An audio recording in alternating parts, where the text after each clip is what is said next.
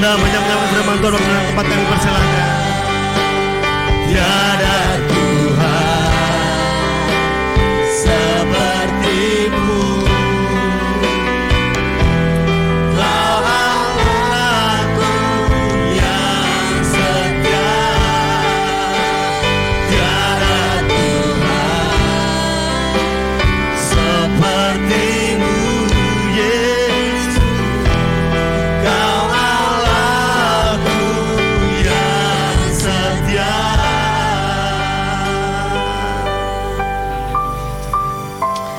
Benar Tuhan, demikian pengakuan kami bahwa tiada Tuhan yang seperti Engkau. Tiada Allah yang setia seperti Engkau, Maha setia pada setiap kami. Terima kasih Bapa, kami bersyukur buat kesempatan yang indah pada pagi hari ini, di mana kami boleh ada sebagaimana kami ada. Terima kasih Bapa, kami bersyukur, dan sebentar kami akan belajar akan kebenaran firman-Mu. Mari Tuhan, biarlah Roh Kudus mengalir dalam setiap kami. Engkau bukakan hati kami, pengurapan-Mu atas setiap kami, sehingga firman-Mu boleh hidup di dalam kehidupan kami. Terima kasih Bapa, kami bersyukur dan kami sambut firman-Mu di dalam nama Yesus. Haleluya. Amin. Silakan duduk Bapak Ibu. Shalom. Shalom. Haleluya. Puji Tuhan, ya hari ini luar biasa ya, cuaca di luar sana cerah sekali. Amin. Ya. Puji Tuhan. Mari kita membuka di dalam Alkitab kita. Kita akan belajar tentang Yesus ya. Di dalam Yohanes pasal yang ke-13 ayat yang ke-13, satu ayat saja ya. Yohanes, Injil Yohanes pasal 13 ayat yang ke-13.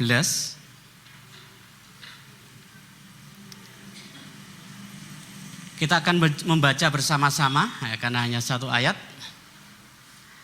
Yohanes pasal 13 ayat yang ke-13. 1, 2, 3.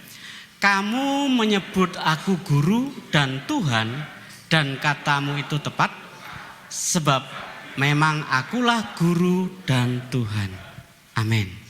Bapak Ibu yang dikasih Tuhan ya, kadang ayat-ayat ini ya, ayat ini satu ini kadang banyak ya dari kita yang melewatkan. Ya, jadi melewatkan, artinya seperti ini.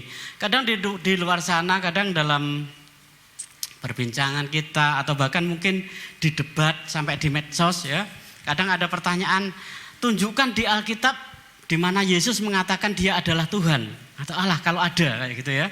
Sering kayak gitu. Kadang-kala kita jawab itu muter-muter.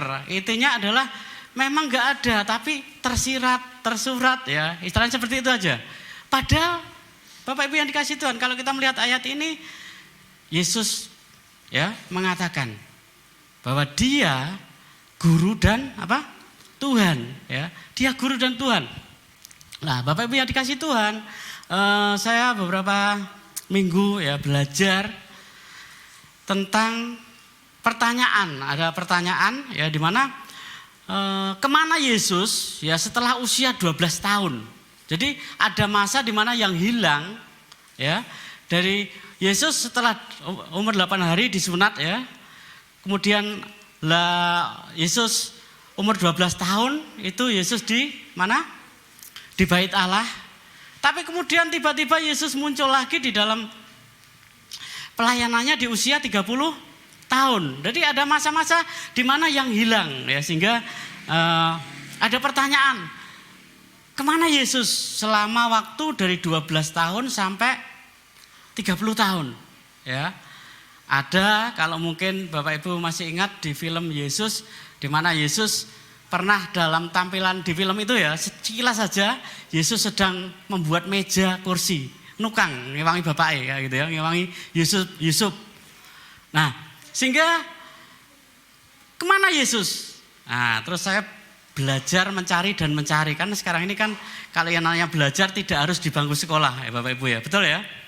Mencari dah. Menurut beberapa pakar, kemana Yesus? Kalau pada waktu umur 12 tahun Yesus dibawa ke Bait Allah ya oleh orang tuanya. Di mana Yesus mengatakan bahwa aku, ya pada waktu itu kan Yesus ketinggalan gitu. Yesus mengatakan, tidakkah kamu tahu bahwa aku harus tinggal di rumah Bapakku? Nah, dan beberapa ahli ya yang belajar tentang sejarah Yahudi itu mempelajari ternyata ya Yesus itu yang dilahirkan oleh keluarga Yusuf dan Maria adalah seorang Yahudi yang memegang adat istiadat orang Yahudi yang patuh kepada hukum Taurat, hukumnya Musa. Hidup Yesus, keluarga Yesus atau keluarga Yusuf ya, sehingga kehidupan Yesus dipercaya dan banyak fakta istilahnya yang didapatkan bahwa Yesus juga mengikuti tradisi tata cara Yahudi. Sehingga kemudian jawabannya kemana Yesus selama ya kurang lebih waktu adalah 20 tahun ya, dari usia 12 tahun sampai 30 tahun. Itu Yesus di mana? Jawabannya adalah mereka sepakat bahwa Yesus ada di Yerusalem. Yesus ada di sekolah kayak gitu ya. Yesus itu sekolah, intinya kayak gitu. Nah, Bapak Ibu, kenapa Yesus sekolah? Ya, karena di dalam tradisi Yahudi ada tingkatan-tingkatan pembelajaran, tahapan-tahapan pendidikan. Oh ya, saya beritahukan Bapak Ibu bahwa yang saya sampaikan hari ini ada di grup WA yang saya kirim file. Kalau yang ada paket data bisa dibuka. Jadi dari sana ya.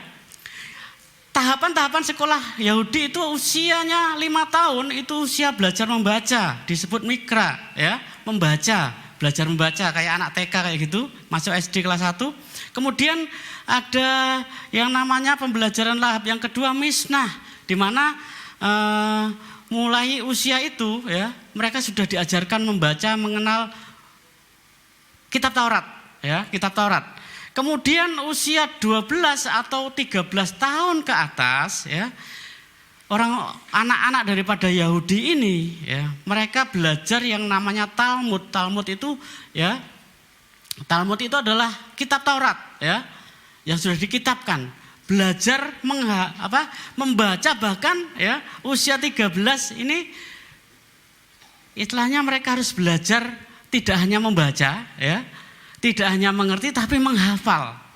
Ya, menghafal. Lah kemudian setelah usia 13 tahun ya sampai 20 tahun itu juga ada yang namanya midras, itu adalah pembelajaran ya, juga belajar kitab Taurat ya. Ini kalau jenjangnya midras ini sekalipun di usia orang Yahudi adalah 12 sampai 20 tahun, jenjangnya sudah istilahnya tidak lagi seperti anak SMA lagi, tidak ya. Tapi sudah di atasnya itu kayak anak kuliah, mempelajari kitab. Ya, mempelajari kitab, menghafalkan ya, seperti itu. Dan kemudian ya kalau mereka lulus ya itu kan kayak sekolah ya, pesantren kayak gitu. Sekarang mungkin pesantren ya, atau sekolah Alkitab. Nah, kemudian sampai kepada usia yang namanya 25 tahun ya, 25 tahun. Kalau lulus di situ dia anak-anak Yahudi ini, pemuda ya, sudah bukan anak-anak tapi pemuda Yahudi yang terpilih di sini, dia sudah melayani di Bait Allah dalam tanda kutip pelayanannya itu magang, bahasa kita itu magang ya. Melayani sebagai guru tapi masih magang ya.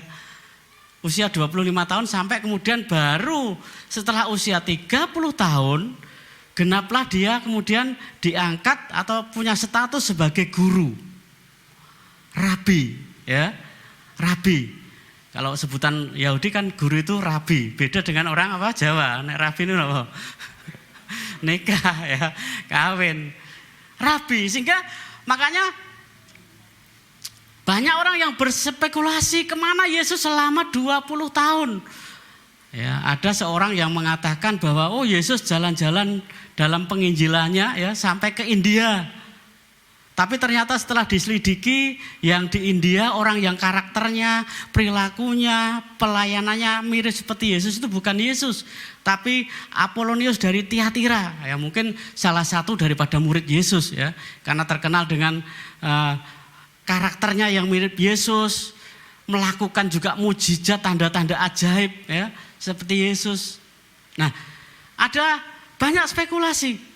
Tetapi sebenarnya Yesus belajar. Jadi tahap-tahap di mana hukum Taurat tetapkan di sana dilalui oleh Yesus. Sekalipun di dalam usia 12 tahun mungkin ya, usia 12 tahun itu pada waktu Yesus ada di Bait Allah ya. Orang-orang Yahudi, guru-guru rabi-rabi Yahudi itu ahli Taurat, orang Farisi kagum sama Yesus, luar biasa. Mungkin secara umum seharusnya Yesus sudah usia 12 tahun itu sudah setara dengan mereka-mereka yang dianggap guru, yang dianggap rabi pada waktu itu. Tetapi satu hal yang luar biasa adalah Yesus menjalani kehidupannya tahap demi tahap. Ya, tahap demi tahap. Bapak Ibu yang dikasih Tuhan, Yesus ya dalam menjalani kehidupannya ya, kalau dia di dalam Yohanes tadi mengatakan aku, sebab memang akulah guru ya. Guru di sana ditulis hurufnya besar Bapak Ibu ya. G-nya besar.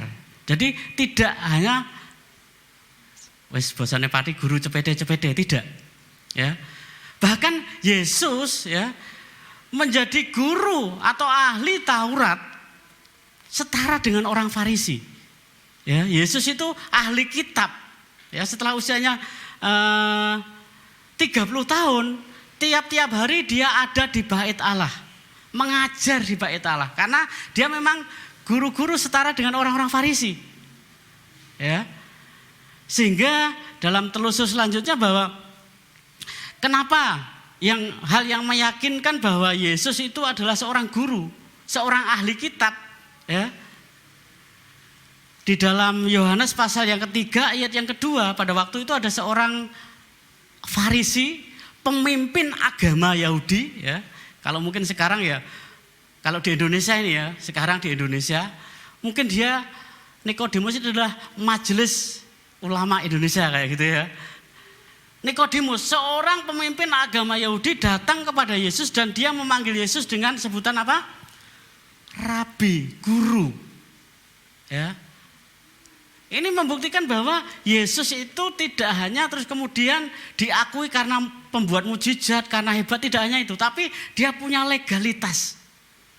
Ya. Dia memang belajar menjalani kehidupan dari tahap ke tahap sesuai dengan aturan yang tertulis di dalam hukum Taurat.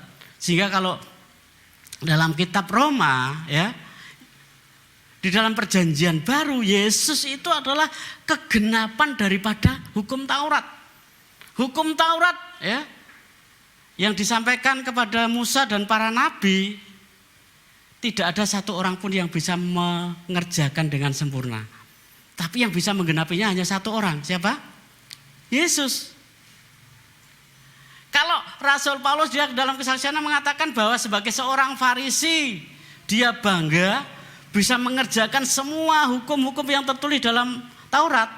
Tapi Paulus mengatakan setelah mengenal Yesus semua dianggap apa?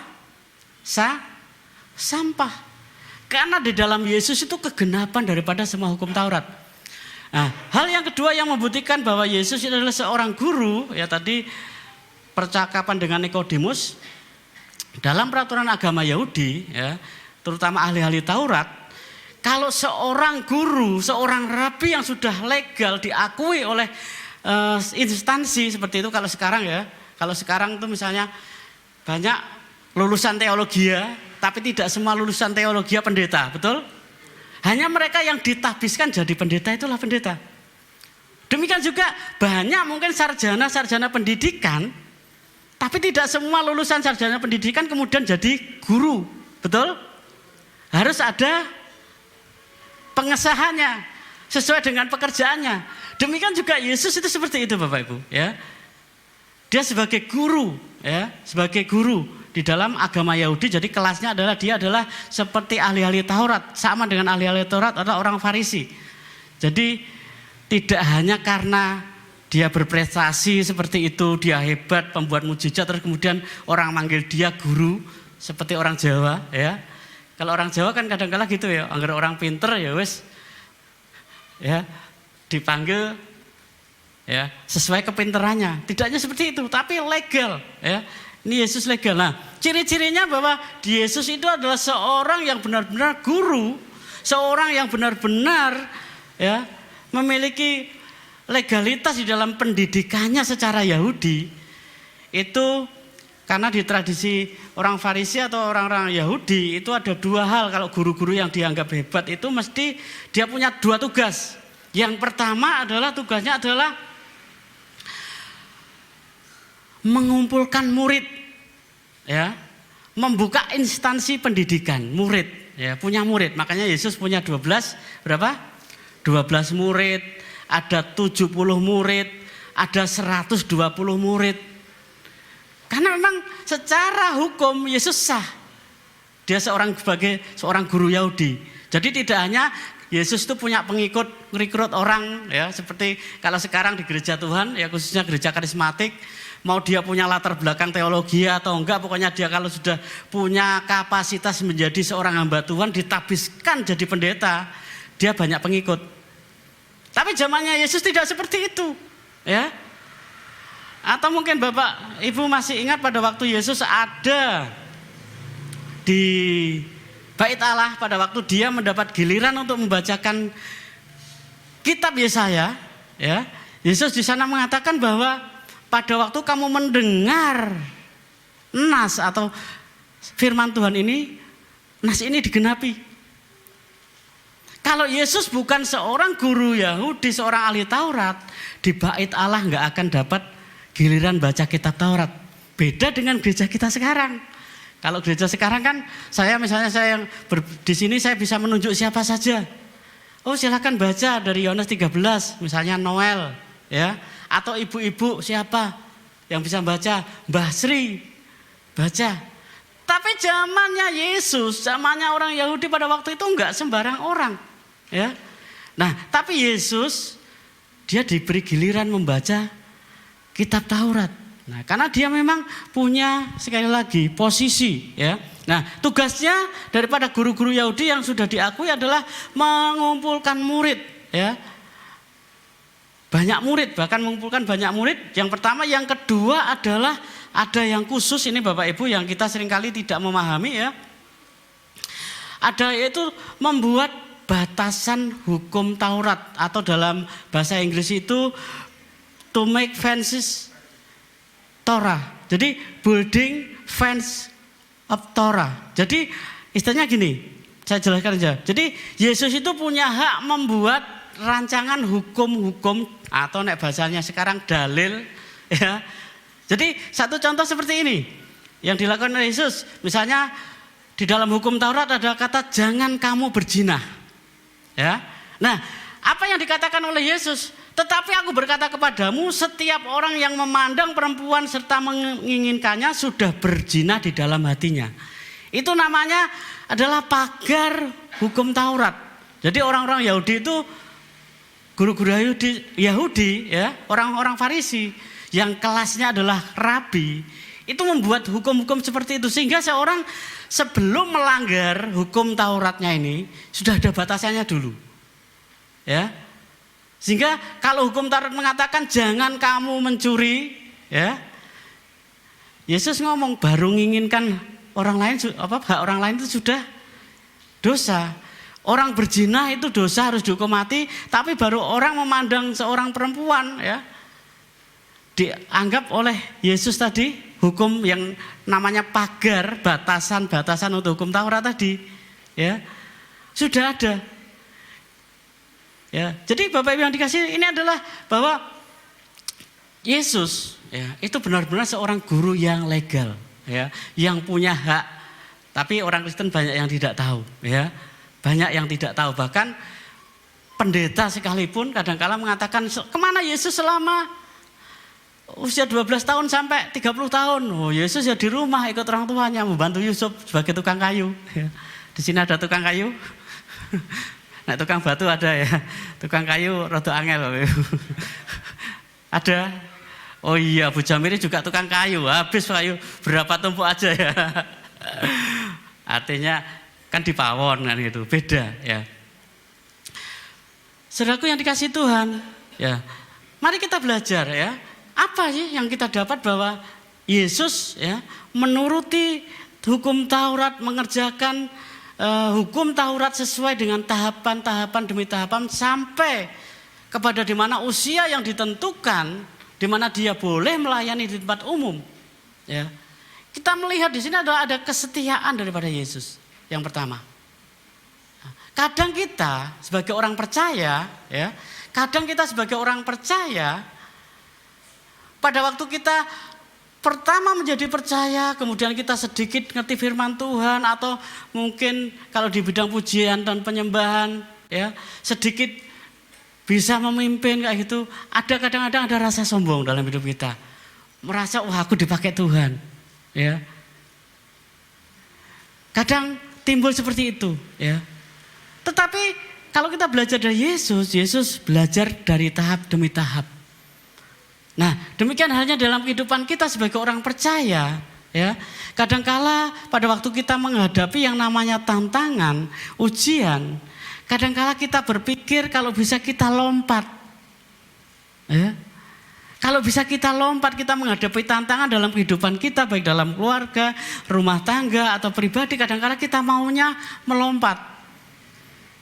Kita tidak sedikit yang minta mujizat. Ya, sampai kadang-kadang kita memaksa Tuhan. Padahal barangkali apa yang sedang kita hadapi, ya, itu sedang disediakan oleh Tuhan untuk kita mengerjakannya dengan setia. Ya. Mungkin hal yang kecil kita anggap kecil seperti itu. Tapi Tuhan memang sedang menyediakan itu supaya kita belajar setia, mengambil tanggung jawab yang kecil, di mana barang siapa yang setia dengan perkara kecil, pasti Tuhan perkara yang lebih besar. Enggak tahu kita dalam kehidupan kita sebagai apa di dalam kehidupan kita. Kepala rumah tangga di rumah, kepala keluarga, atau mungkin kita di pekerjaan di kantor, ya,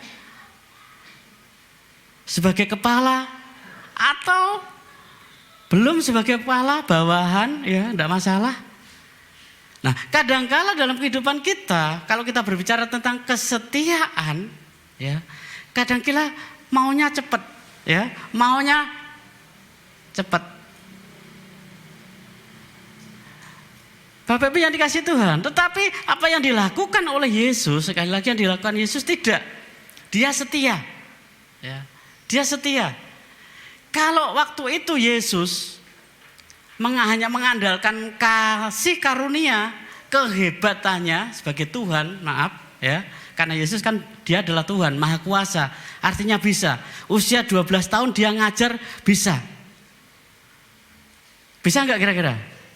Kan orang Farisi sudah mengakui, ya, hebat Yesus. Tetapi Yesus tidak langsung melakukan itu karena dia tahu dia hidup di tengah-tengah orang Yahudi yang berbudaya Yahudi, punya hukumnya adalah hukum Taurat. Yesus tidak kemudian melangkah melewati itu, tidak, ya. Tapi Yesus tahap demi tahap, umur 8 hari dia disunat, ya. Karena memang aturannya seperti itu. Terus kemudian 12 tahun itu acara di Bait Allah, acara apa? 12 tahun itu sebenarnya adalah acara dalam bahasa Yahudi itu namanya, acaranya adalah apa ya? Dalam bahasa Yahudi, bahasa Ibrani, bar mitzvah. Itu adalah acara gini Bapak Ibu, umur 12 tahun itu, kalau anak sudah umur 12 tahun kemudian diupacarakan yang namanya bar mitzvah itu, anak itu sudah mulai dikenakan hukum. Bar mitzvah itu artinya adalah anak hukum. Jadi kalau semasa kecil, ya, dia belum kena hukum, misalnya melakukan kesalahan, melakukan ini, itu masih urusannya orang tua. Ya, tapi setelah usia 12 tahun, setelah mengikuti acara yang namanya bar mitzvah, anak hukum, dia sudah dianggap sebagai akil balik. Wis iso dikandani, jadi sudah bisa diajar, dia sudah harus bertanggung jawab. Ya. Yesus 12 tahun, udah masuk itu. Dan hukum di dalam hukum Taurat yang dicatat oleh rabi-rabi Yahudi sejak pembuangan di Babel, aturan di dalam hukum Taurat itu lumayan banyak Bapak Ibu. Jumlahnya itu ada 613 perkara ya. Jadi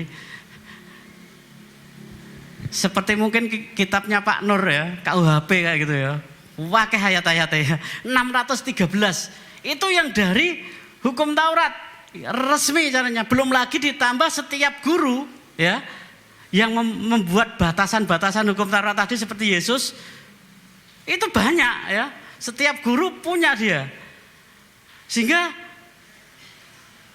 hukumnya luar biasa. Makanya kalau dikatakan tidak seorang pun yang bisa mengerjakan hukum Taurat dengan sempurna itu betul, karena terlalu banyak hukumnya.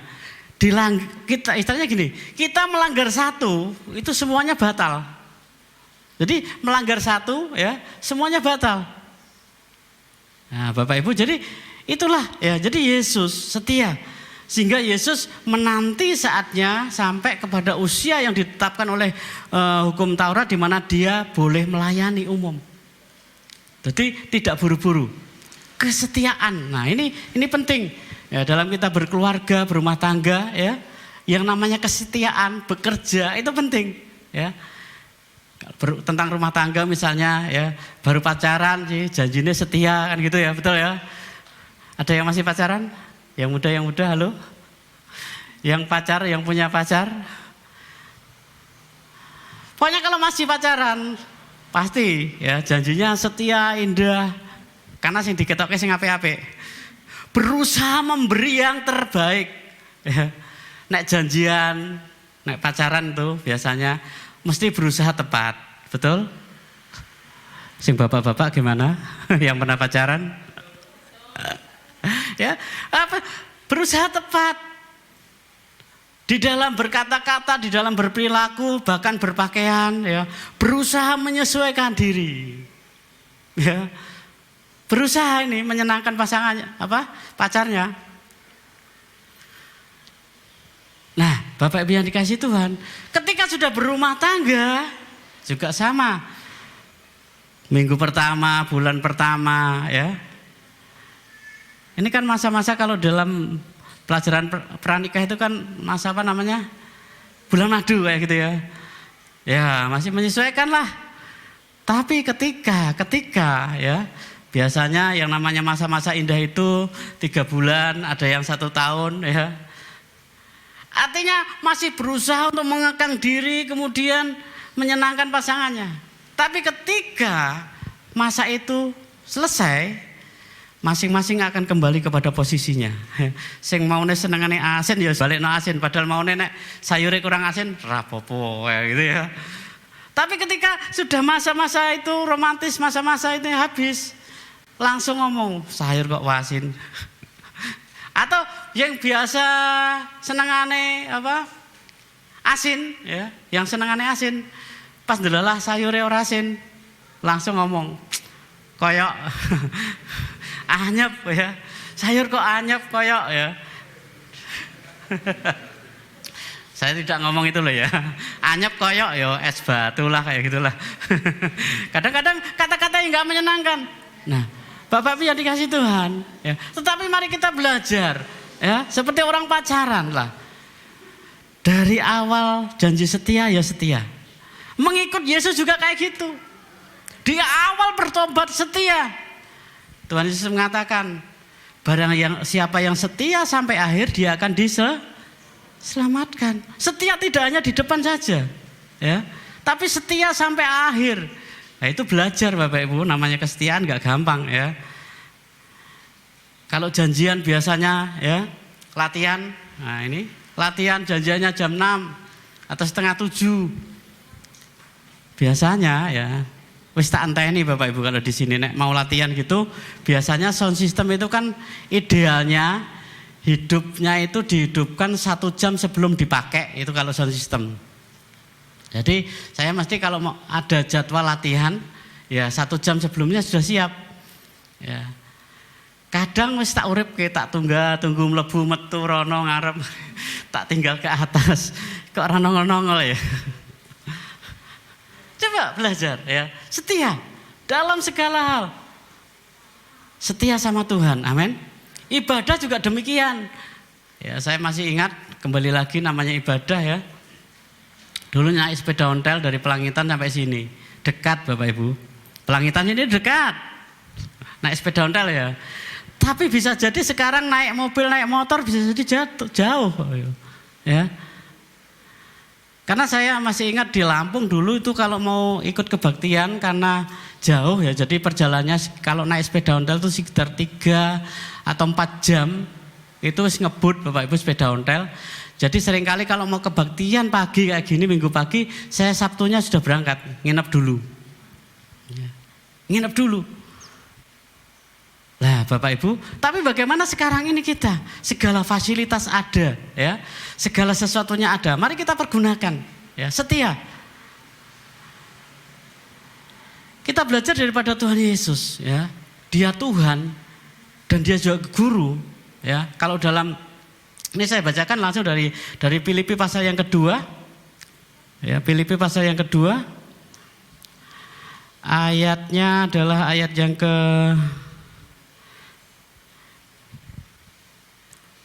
Filipi pasal yang kedua, ayat yang ke-6, yang walaupun dalam rupa Allah tidak menganggap kesetaraan dengan Allah ya sebagai milik yang harus dipertahankan, melainkan telah mengosongkan dirinya sendiri dan mengambil rupa seorang hamba dan menjadi sama dengan manusia.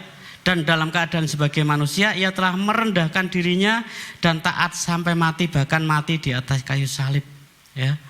Sebagai Tuhan dia rela mengosongkan dirinya ya. Mengambil rupa menjadi manusia. Manusia saja dia mengambil manusia yang terendah, hamba. Kalau hari ini di gereja-gereja Tuhan kalau sebutan hamba Tuhan itu bukan malah istilahnya gini, tetapi dianggap tinggi ya. Hamba Tuhan gitu malah naik ya. Padahal yang namanya hamba itu adalah seorang yang melakukan pekerjaan, harus melakukan pekerjaan ya, harus melakukan pekerjaan, segala macam pekerjaan tanpa upah. Itu hamba. Wajib melakukan segala sesuatu pekerjaan tanpa diupah. Karena yang namanya hamba ya, itu hidupnya sudah dijual ya. Tradisi di Timur Tengah itu ya, ada masih beberapa negara yang memperlakukan itu ya. Jadi yang namanya orang bekerja itu bukan pelayan, tapi hamba. Wis dibayar sek, dikontrak habis, nggak punya hak ya. Tapi Yesus mengambil rupa seorang hamba ya, menjadi sama dengan manusia. Ini adalah bahwa membuktikan bahwa Yesus itu sangat-sangat ya istilahnya rendah hatinya ya, itu sampai kosong ya. Kalau saya dulu melihat film itu loh yang Keras Sakti ya nggak salah ya. Ya. Yang namanya gini, kosong itu isi, tapi yang isi itu kosong. Itu namanya apa? Peribahasa apa ya? Kosong itu isi itu kosong.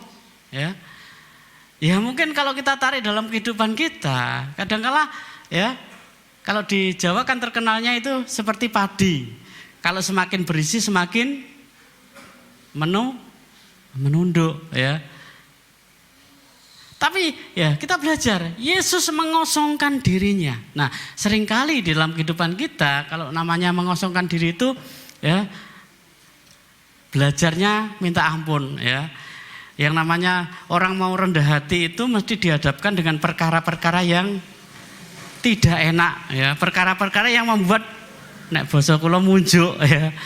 Orang belajar rendah hati itu mesti diperhadapkan dengan perkara-perkara yang membuat kita naik hitam, membuat kita marah ya, atau mungkin kita diposisikan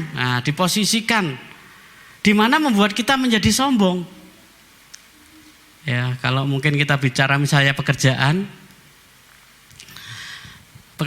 misalnya sama-sama setingkat, tapi tahu-tahu ya satunya diberi posisi yang lebih tinggi ya, diberi posisi yang lebih tinggi, padahal posisinya itu adalah mungkin bukan karena prestasi, tapi karena kasih karunia. Bisa enggak? Bisa enggak ya? Karena kasih karunia. Bisa. Nah kemudian menjadilah dia melihat yang lain, kowe ajek kerja ket biyen 15 tahun aja ajek, aku lagi 3 bulan. Sombong. Ya. Mungkin di hal-hal yang lain bisa jadi, ya. Tetapi sekali lagi mari kita belajar bagaimana supaya kita, ya. Kalau saya lanjutkan di dalam kitab Filipi tadi pasal yang kedua, kalau kita yang pertama, ya, kita mesti ada di dalam Yesus. Karakter, pribadi, pikiran Yesus itu mesti ada dalam kehidupan kita. Sehingga harus kita ingat Yesus yang adalah Tuhan saja, dia rela menjadi manusia, ya. Filipi pasal yang kedua dikatakan ayat yang keempat, mulai dari ayat yang pertama. Jadi karena dalam Kristus ada nasihat, ada penghiburan kasih, ada persekutuan roh, ada kasih mesra dan belas kasihan, ya. Jadi dalam Kristus itu ada nasihat, ada penghiburan kasih, ada persekutuan roh, ada kasih mesra dan belas kasihan. Jadi kalau kita berbicara tentang ini, ya, itu mengingatkan kita, mestinya ini yang menjadi karakter kita, orang percaya, ya. Dalam Kristus ada nasihat sehingga kalau kita jadi orang baik yang muda, mungkin yang sudah dewasa, ya, nek dikandani aja ngeyel, ya. Bisa jadi mungkin orang yang sebaya kita tapi memberi nasihat kepada kita. Bisa jadi mungkin orang itu, ya, bukan siapa-siapalah, mungkin tidak berpendidikan, mungkin, ya, dianggap oleh dunia, tapi suatu saat ada perkataannya yang memang menasihati kita, menjadi berkat buat kita. Kita nggak tahu, ya. Kalau dalam Alkitab Nabi Tuhan aja ada seorang Nabi Tuhan yang diingatkan oleh siapa? Oleh keledai, ya. Ada tuh Nabi Tuhan yang diingatkan oleh keledai yang berbicara itu. Lah, apalagi kita manusia. Dalam Kristus ada nasihat ayat 2. Karena itu sempurnakanlah sukacitaku dengan ini. Hendaklah kamu sehati sepikir dalam satu kasih, satu jiwa, satu tujuan. Saya garisi satu tujuan. Kita ada di tempat ini bersama-sama sebagai satu keluarga, satu jemaat, ya, yang berbeda-beda, ya, latar belakang berbeda, pendidikan berbeda, semua berbeda. Tetapi yang harus kita ingat adalah yang saya garis bawahi, satu tujuan, ya, satu kasih, yaitu kasih Yesus, satu jiwa, jiwanya Yesus, ya, satu tujuan. Bagaimana kita bisa maju, bisa bertumbuh bersama-sama, berkembang bersama-sama. Mungkin idenya berbeda, ya, kebiasaannya berbeda, semuanya berbeda. Tetapi ingat satu tujuannya, ya. Tujuannya sama, untuk memuliakan Yesus. Dan selanjutnya, dengan tidak mencari kepentingan sendiri atau puji-pujian yang sia-sia, sebaliknya hendaklah dengan rendah hati seorang menganggap yang lain lebih utama daripada dirinya sendiri. Menganggap yang lain lebih utama daripada dirinya sendiri. Artinya ya memperhatikan yang lain lah. Gak karepe dhewe, ya. Tidak egois. Lanjut Mas. Lebih terang baca sana saya, ya. Dengan tidak mencari kepentingan sendiri atau puji-pujian yang sia-sia. Ayat 4, dan janganlah tiap-tiap orang hanya memperhatikan kepentingannya sendiri, tetapi juga kepentingan orang lain juga, ya. Next. Hendaklah kamu dalam hidupmu bersama, ya, dikatakan dalam hidupmu bersama. Bersama, katakan bersama. 1, 2, 3. Bersama.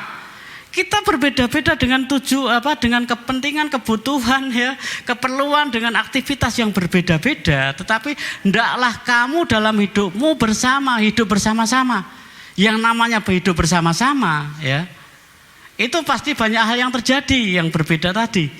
Kalau antara piring, mangkok, sendok, gelas, ya, bisa kelutak-kelutik, betul? Bisa, ya? Pasti, saya masih ingat dulu kalau makan sendoknya itu bunyi, mesti dimarahi sama ibu saya. Terus yang kedua lagi, nek bosone kecap itu apa ya? Bunyi gitu loh. Ya, gitu ya. Dimarahi sama ibu saya. Ya. Sendok, piring, garpu, gelas ngumpul, ya, bentian. Nah, demikian kita juga, namanya kita hidup bersama-sama bisa jadi. Tapi kita punya rahasianya. Tujuannya sama, untuk memuliakan Tuhan.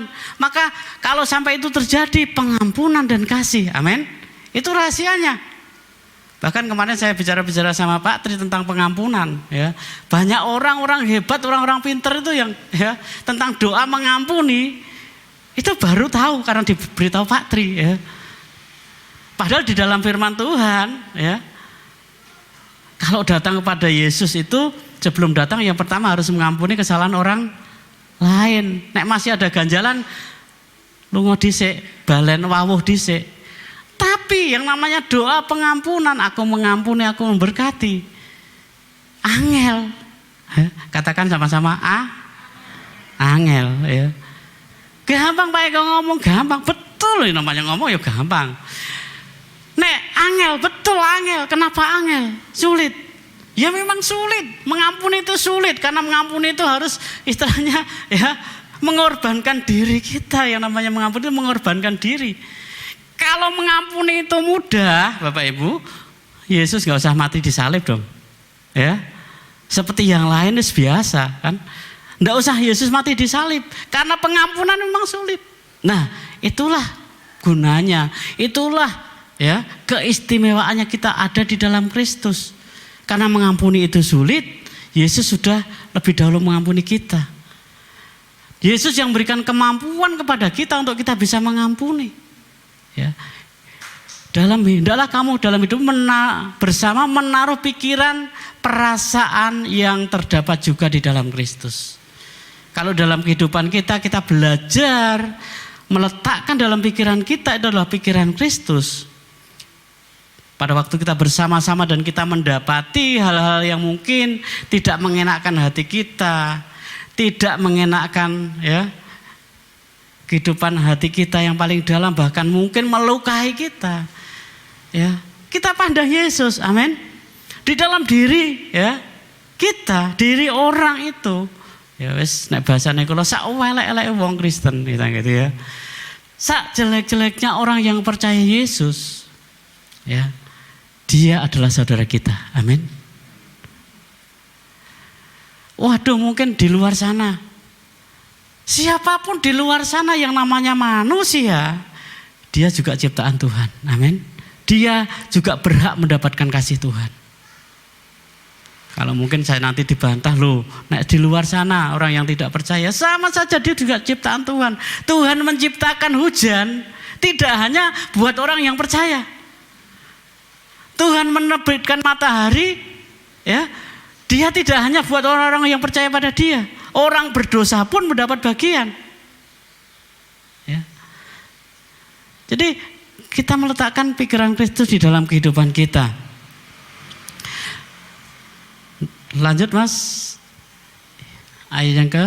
Hendaklah kamu yang walaupun dalam rupa Allah tidak menganggap kesetaraan dengan Allah sebagai milik yang harus dipertahankan. Ya, milik yang harus dipertahankan tidak, tapi dilepaskan. Next. Mengosongkan diri, ya. Next, lanjut. Dan dalam keadaan sebagai manusia merendahkan diri, taat sampai mati. Tadi saya sudah sampaikan, ya. Lanjut. Itulah sebabnya Allah sangat meninggikan dia dan mengaruniakan kepadanya nama di atas segala nama. Lah, ini Bapak Ibu yang dikasihi Tuhan. Ketika kita menginginkan sesuatu yang luar biasa, ketika kita menginginkan posisi yang luar biasa, kita belajar dari Yesus, ya. Dimulai dari hal yang terkecil, dimulai dari diri sendiri, di hal yang dalam yang mungkin yang nggak kelihatan, yang tidak dianggap oleh orang lain, ya.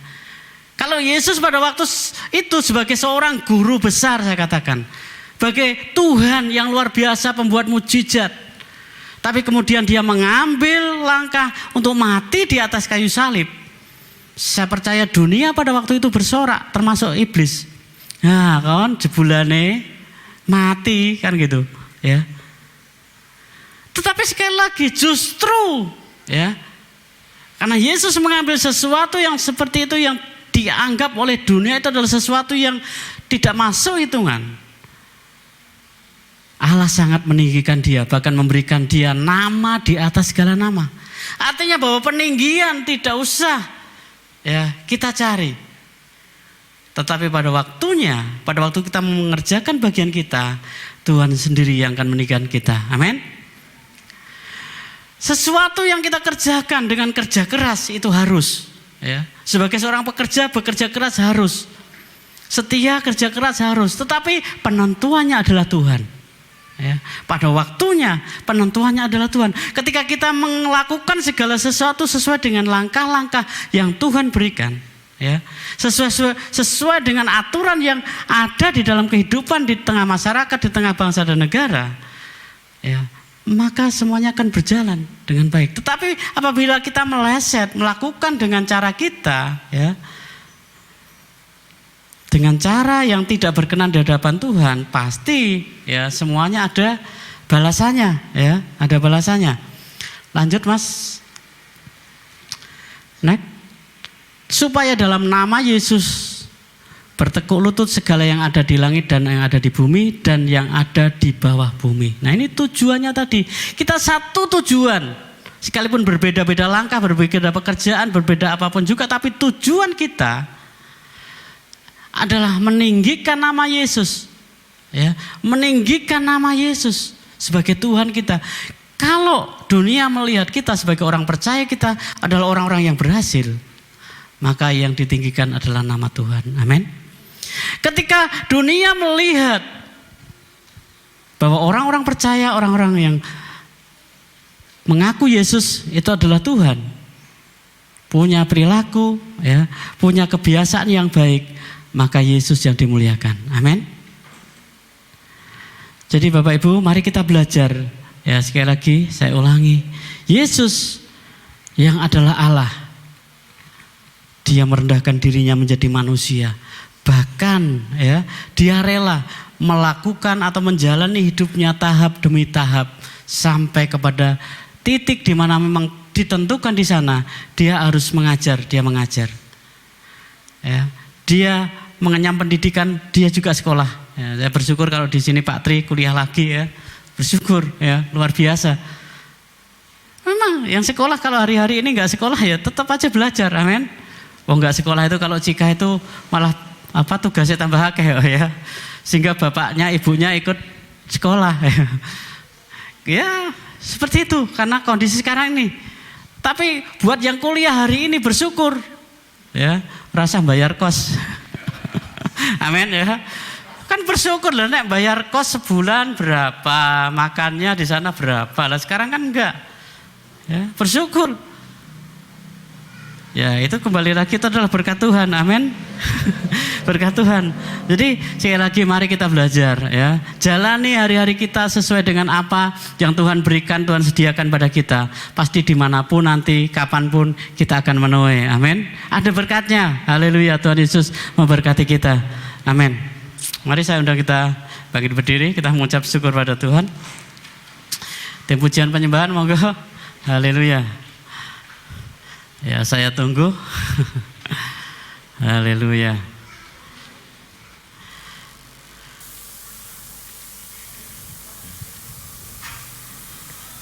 Haleluya. Mari kita datang pada Tuhan saat ini. Haleluya Yesus.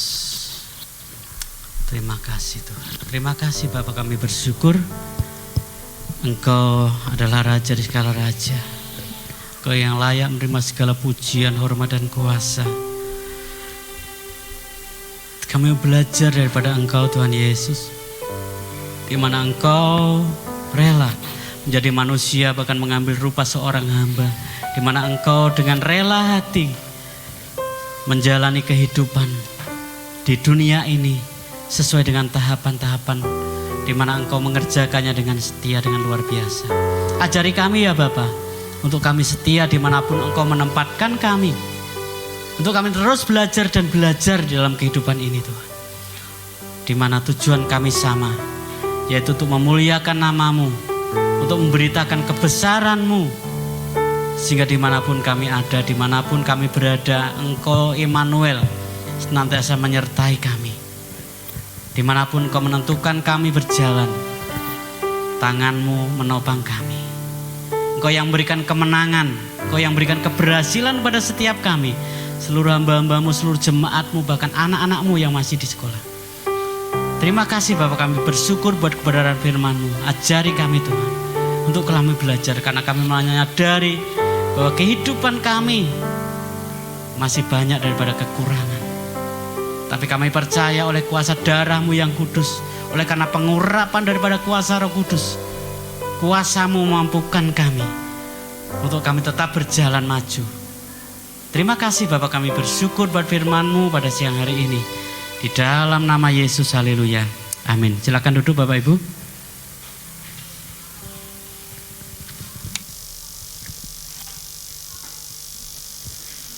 Terima kasih baik, Tuhan berkati. Haleluya.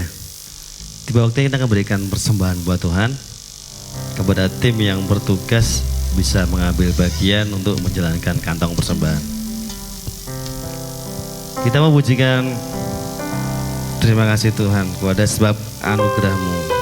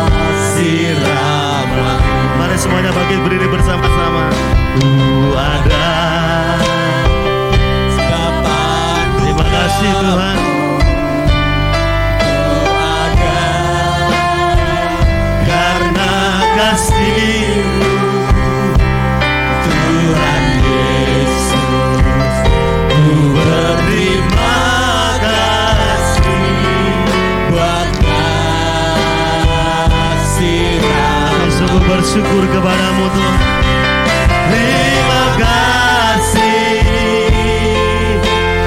Yesus, Yesus.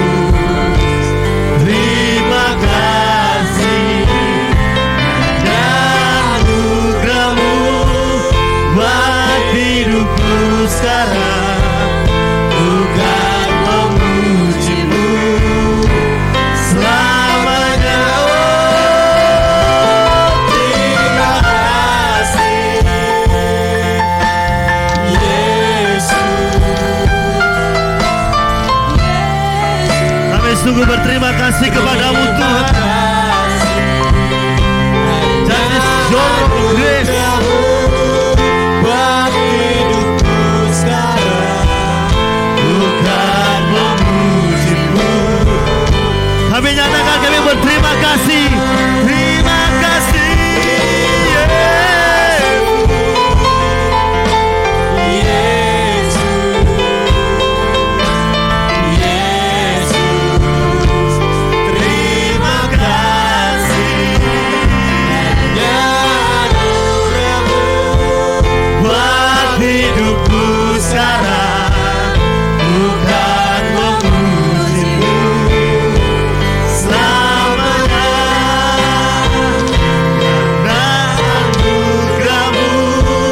buat hidupku sekarang.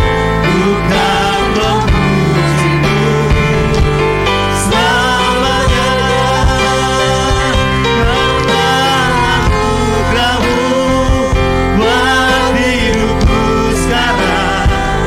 Bukan memujimu selamanya.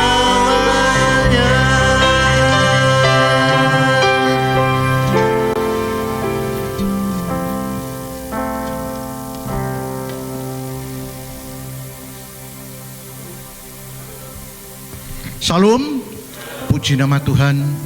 Kita renungkan firman Tuhan tadi, baik itu di tempat ini maupun di rumah, bahwa pentingnya belajar dan belajar dengan setia dan tekun seperti yang dialami oleh Yesus mulai umur 5 tahun, bahkan sampai 10 tahun, sampai 20 tahun, dengan tingkat-tingkat tertentu, bahkan sampai 30 tahun. Sekalipun melayani dan melayani, tetap belajar dan belajar sampai akhir hayatnya kepada Bapa. Amin. Jadi belajar dan belajar itu adalah sepanjang masa, seumur hidup di dalam kehidupan kita masing-masing.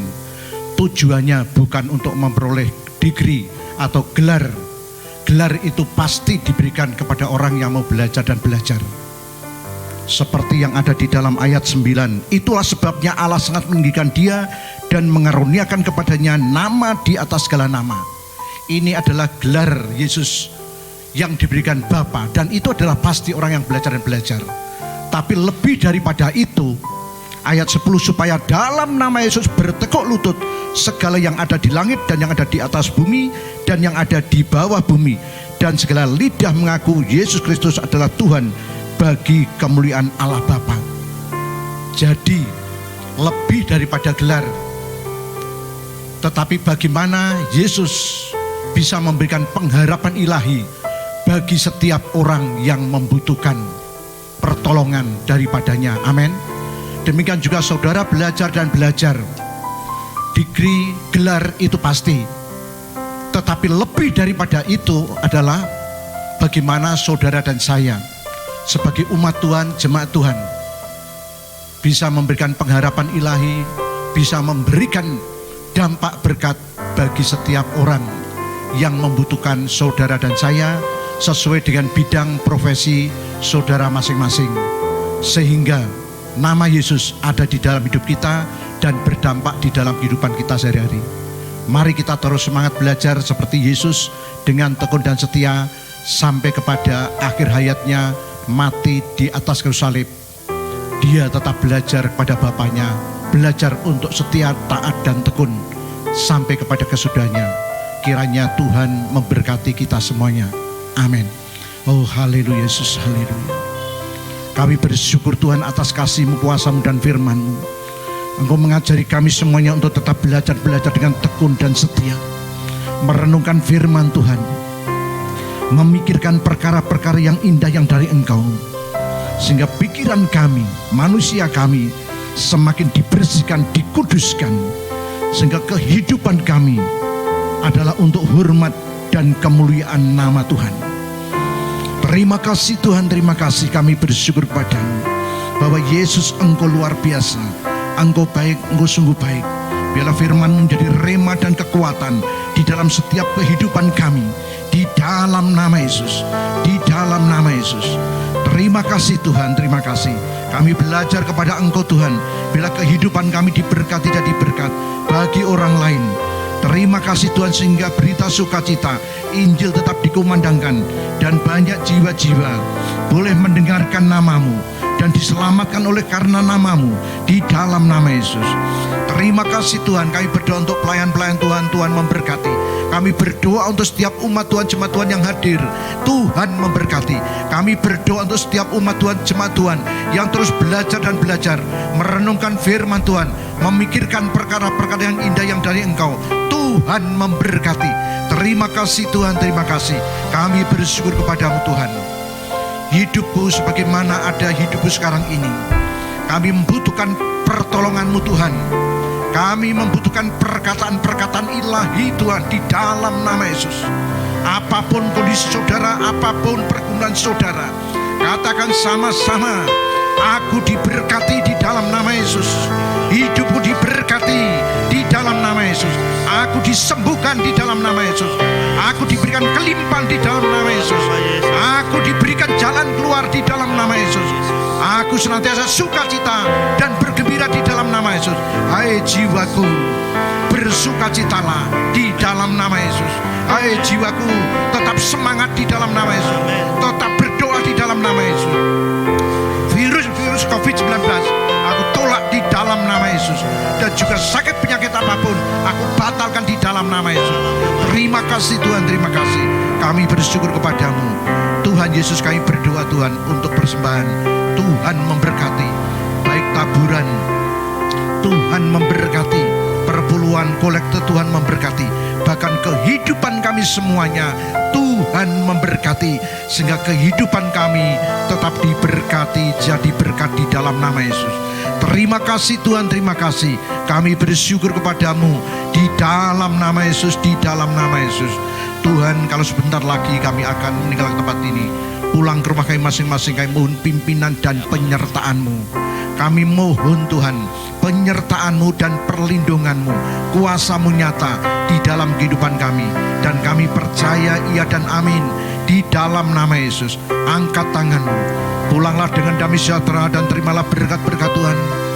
Biarlah berkat-berkat surgawi mengalir melimpah dahsyat luar biasa sekarang ini sampai Maranatha. Hidupmu diberkati jadi berkat di dalam nama Yesus. Di antara kami tidak ada orang yang kekurangan. Di antara kami tidak ada orang yang miskin. Di antara kami tidak ada orang yang takut. Semuanya diberkati di dalam perlindungan-Mu Tuhan. Di dalam nama Yesus. Yang percaya dan diberkati, bahkan sudah diberkati, katakan amin.